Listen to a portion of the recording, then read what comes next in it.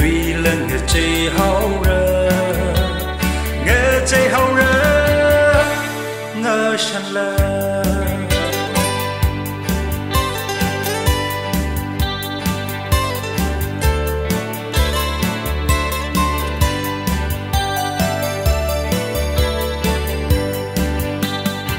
chơi cái chân hậu ra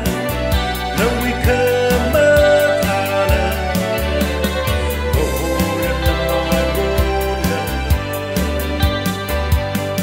mân lơ nhau vì mờ ra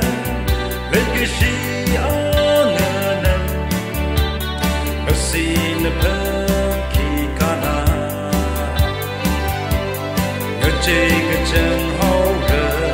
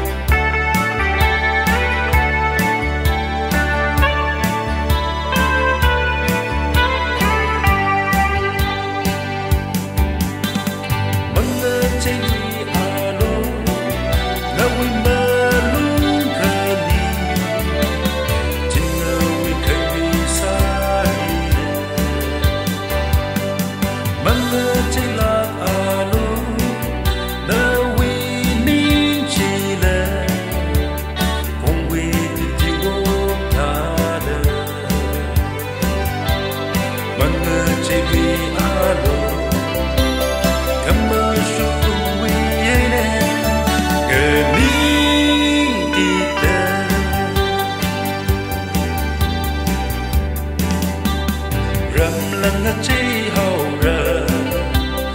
điên lần người chơi hậu rơ rầm lần người chơi hậu rơ tuy lần người chơi hậu rơ nghe chơi hậu rơ ngơ săn lơ